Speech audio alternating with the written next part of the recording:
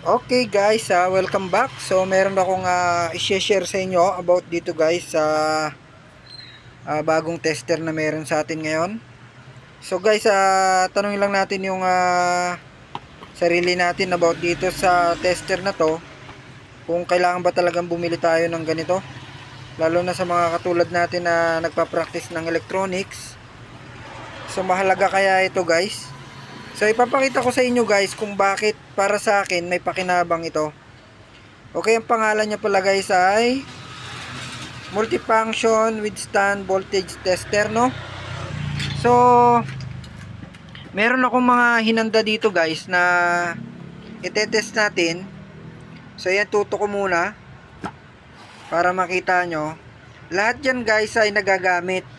Okay, so hindi ito mga sira, pero meron mga ano dito, may mga selected dito na ipapahamak tayo guys sa pagre-repair. Kagaya nitong dalawa guys na to, pwede siya sa mabababang voltahe lang. Pero pag tinapat mo siya dito sa voltahe na pwede dito, hindi to tatagal. So tawagin na lang natin siyang peke para mas madaling maintindihan. And then ito, meron tayong tatlong original dito. Tapos ito yung mga nabibili lang sa online. Although online din ito, pero legit yung seller nito, no? Okay, online itong mga ito, maliban lang dito sa tatlong ito, bunot ito. Okay, so papakita ko sa inyo guys kung may pakinabang ba talaga itong tester na ganito. Kailangan pa ba talagang bumili tayo ng ganito? So para sa akin guys, meron lalo dun sa kagaya ko na minsan umaasa rin lang sa online. Naghahanap tayo ng mga legit na pagbibilahan ng mga pyesa kagaya ng IGBT, MOSFET, saka transistor. So hindi na ako maglalagay ng IGBT dito kasi wala akong peking IGBT Hindi ko rin lang may testing sa inyo. Naitapon ko na kasi yung mga peke kong IGBT. Okay, so simulan muna natin sa transistor na lang muna kung may pakinabang ito. So ipapakita ko sa inyo guys yung una, ito munang natin, itong pyesa na ito. Kaya ako guys naglagay ng dalawa kasi baka sabihin nyo nagkataon lang. Okay, so tagdalawa na lang, ayoko nang paramihin. So ito, pareha sila. So tingnan nyo guys yung reading nito dito, itong orig, itong sabihin nating legit dito sa peke. And then papakita ko muna sa inyo pala yung specs nito, no? Gagamitin natin si Google tayo. Saan tayo? Sa Google. Okay, Google tayo, no? Ayun, nakita nyo naman yung number C5198 wait lang, 5198. Okay, datasheet. Okay, basahin natin dito guys, babasahin natin dito muna bago natin testerin para may idea kayo. Nagre-reflect dito, makikita nyo sinabi ni Google. Ayan siya guys, makikita nyo dito, collector emitter 140 volt collector emitter. Sabi niya, nakita nyo yan C5198 tayo guys, C5198. Okay, simulan natin kung makukuha natin yung 140 volts doon sa legit. Okay, itong legit lagay ko muna sa stand guys kasi one hand tayo pero parang pwede. Subukan ko. Okay, subukan ko kung one hand hindi tayo maba. Okay, lagay ko muna yung red natin sa collector emitter, yung black natin sa emitter.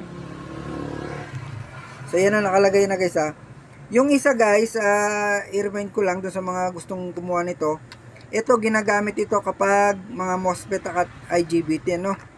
Okay, so ito transistor lang naman tayo. Ito power natin. Ipindot tayo dito, tingnan natin yung reading.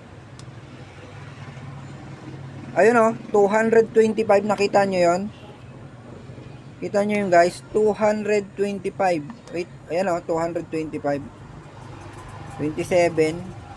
25 yan kanina, pero okay lang kasi tumataas naman yan eh. 27. Steady ako. Pag tinanggal ko, so nawala, no? Okay, so dito naman tayo sa yung tinatawag kong fake. Lagay natin to. Pause ko muna guys at hahaba tayo. Okay guys, balik tayo. Nandito naman tayo sa kasama nitong tawagin nating fake. So, pindot tayo.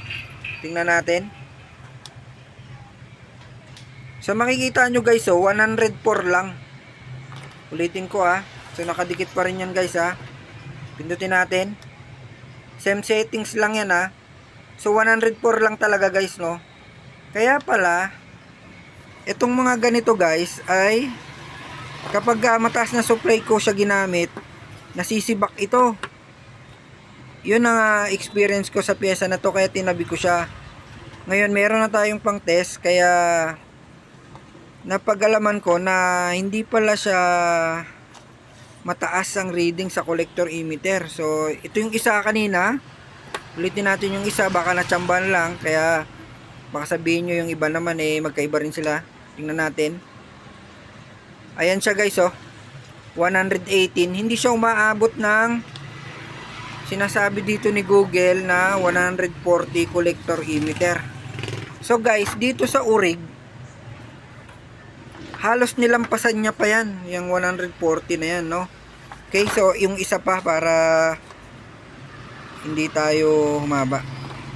Wag ko nang explain. Ibig sabihin guys, kung mababa yung reading, mahirap pagkatiwalaan yun kasi ang nakalagay dyan dapat 140 pataas. Okay, so tingnan natin. Ayan 200 plus guys kita nyo yun sa Urig, 200 plus yung reading nya. Kanina 200 plus din nito. Okay, dito na tayo ulit sa para hindi tayo maba sa A940. So ito may A940 tayo ditong. Ito guys, binahamak din ako. Nung nilagay ko to sa ampli, tumunog siya.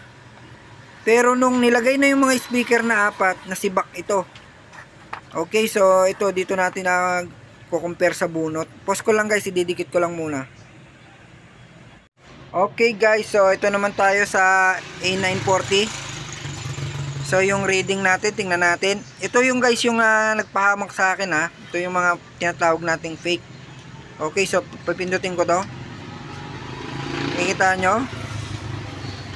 Mali yata yung connection natin. A940. Tama naman. Emitter collector. Ulitin natin. Ayun, 113. Nakita nyo? 113. Ulitin natin. 112. 113. So, tumataas pa siya. Tingnan natin kung saan siya hinto. Okay. So 118. So minto na siya sa 118. 118. Lipat naman natin sa kabilang iba naman. Dito naman sa kabila. Tingnan natin yung reading niya, baka sabihin niya pare-pare sila pero iba-ibang reading. Pare-parehas to guys. Hindi siya nagkakalayo. Nga pala guys, kaya ako nilagay dito sa ulo kasi collector din lang ito, no? Yung pa doon, kaka doon, magka-connection lang yon. Okay, pindutin ko na to. Ayan guys 120, hindi nagkakalayo doon sa 118, 120. Hindi siya malayo, no? Around 120. Sabihin na lang natin na 125. Hanggang doon lang siya. Pero ang question, yun ba yung correct? So i-google natin. Kanina yung 140, ito tinaasan pa nila, di much better, no? Ito hindi umabot sa 140, nasa 113 lang. Okay, so ano natin yung A940. Dial natin yung A940. Yan, datasheet. Tapos hindi siya nagbigay dito. Ito na lang siguro. Wala. Equivalent. Ito. Aha. Wala yatang binigay. Ito. Meron ditong nakalagay. Ito guys is pares niya, no? Meaning equivalent, kaparehas rin lang ito nung sa A940. Teka lang, may nakita ako noon wait lang 150 volts, saka nakalagay kasi dito ay yung kanyang collector emitter 150 volts. Okay, so hanapin ko muna yung A, baka naligaw lang, pero may nakita akong A wait lang, pause ko lang guys, hanapin ko lang yung A. Okay guys, hindi ko mahanap, pero pares lang kasi yon. Wait lang pakita ko muna sa inyo tong A940. Palaki natin. Yan, kaya bang mas malinaw pa? Yan kung makikita nyo, A940. Nakalagay kasi dito, complement to type 2073. Tapos kung makikita nyo dito, yung collector emitter ng A940 is 150. Kita nyo, collector emitter voltage 150 volts. So testerin ulit natin tong A940 natin. Pangalawa na to guys nandito yung isang may tiklop. So parehas lang naman, hindi lumalayo, hindi siya umaabot ng 150. Okay, so hanggang 120 na. Sabihin natin 125 na lang para masaya lahat. Okay, so kukuha naman tayo ng mga legit. Ito guys yung mga legit Talagang hindi kayo papahamak nitong mga to kasi galing ito sa amplifier mismo. Okay, so i-connect ko lang muna guys. Okay guys, so ito na siya tingnan nyo guys, magkakaiba yan merong flower ito. Ito wala. Ito may K. So tingnan nyo yung reading niya dito. Base dito is 150. Dapat marating natin yan. Hindi katulad nito, hindi siya umabot. Okay? So itong tatlong ito, na-test ko na to, hindi siya umaabot. Halos nandun lang siya sa 113, 125. Okay, so simulan natin sa mga urig. Ayan kita nyo? 253. Sabihin na lang natin 250. Diba ang layo? So dito sa urig talaga, mataas talaga yung collector emitter ng mga urig. Kikita nyo, yan 254. So nakaharang lang kasi ito. Okay, baka sabihin tsamba. Dito kuha tayo ng isa ulit. Pause ko lang Okay guys, so balik tayo naikabit ko na yung may K naman. So yun may K. So yung kanina yung may flower. So simulan natin, i-reading natin yan. Tingnan natin. So yan nakita nyo guys, 177.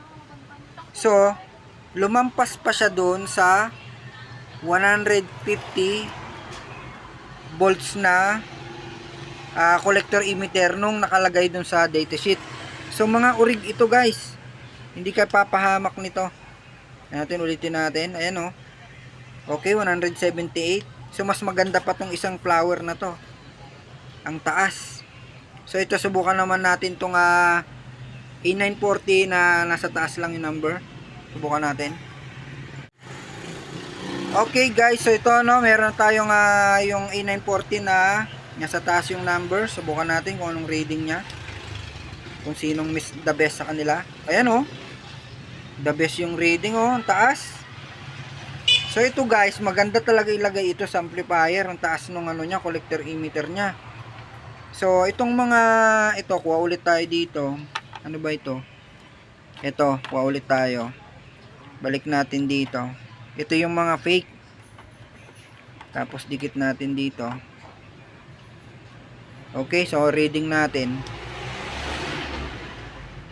Ayan 114 lang Hindi umaabot ng 150 collector emitter. Okay guys, hindi ko na patatagalin para hindi tayo mahaba.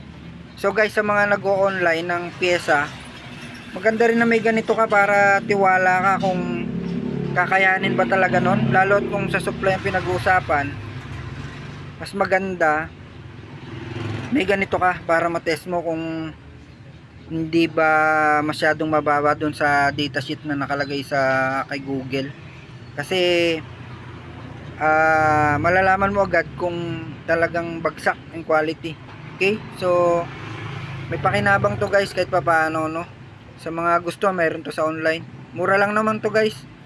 So maraming salamat guys sa mga nanood, no? Konting share lang ito.